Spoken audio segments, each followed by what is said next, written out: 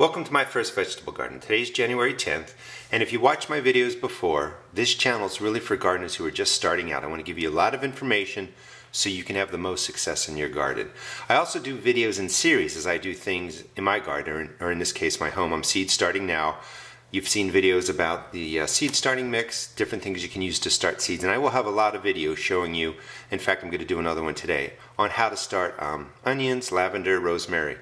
What I want to talk about today are these growable combinations from MiracleGro. They're called seed pods. This is a cherry tomato. They'll cost you anywhere from $1 to $1.50 depending where you buy them. And I just want to say they're garbage. Not garbage because they don't work. Garbage because you really don't need them. And what it says on here is you got, a peat moss or peat pressed shell, soil inside, which is basically starting mix, and a single tomato seed and some fertilizer. You don't need to buy this. It will get expensive. If you're putting in 20 plants into your garden doing this, it's going to cost you $20 some. And they're kind of hard to use, and I'll show you how to use it in case you want to. But they are a little bit difficult to use because these are going to go straight into your ground.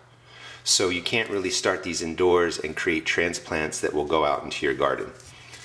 Before you get to this, remember you're paying for the container, the soil inside, the seed, and a little bit of fertilizer for $1 to $1.50.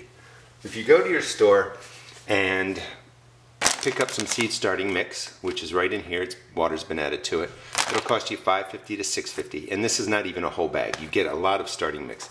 You can then also buy these Jiffy strips, or they're called pressed peat pots. Same material that's here are in these. This will cost you $2 to $3, and you get well, let's just see. I forget how many are in there, 8 or 10. There's 2, 4, 6, 8, 10 cells times 1, 2, 3, 4, 5. So that's 50. You could make this for cheaper. You would just buy these things. You could just cut off 2, bring it down to 1. You basically have the same exact thing. This is costing you a little bit of money. Fill it with the seed starting mix, press it down, fill it again in there. Go to the store, buy your pack of seeds for $1.89. This is enough to last really 3 years. If you fold this over, put it in a Ziploc bag, keep it in a cool area, these seeds will last. I'm not going to open them right now, but you would take out a single seed, drop it right into there about, not more than a ½ an inch deep, cover it over, press it down, and you have the same exact thing. The amount of fertilizer in here really doesn't matter. If this is going to be put into the ground, this is going to be put into the ground. The ground fertilizer, the nutrition that's in your ground is going to take care of this. Now, to plant these, you have to be very careful when you use these peat pots in your garden. And I'll show you why. So first of all, take this off. You can see the seed is dried right on there. Oh, and first of all, it almost blew out. Well, it doesn't matter. Let's just say the seed stays there because I'm not going to use it. And you already saw that seed could blow off as you're trying to plant it. If this was your soil out in your yard, you want to make sure that you dig the hole and you plant this not like that and then put soil, say, over the seed. The part of the peat pot that remains will act like a wick, in which what that means is the air, the environment, the warm air, is going to evaporate the water off of this, and it's going to dry out the soil that's inside of here. So if you're going to use this, sink it down, make sure you cover it. There you go. Now, like I said,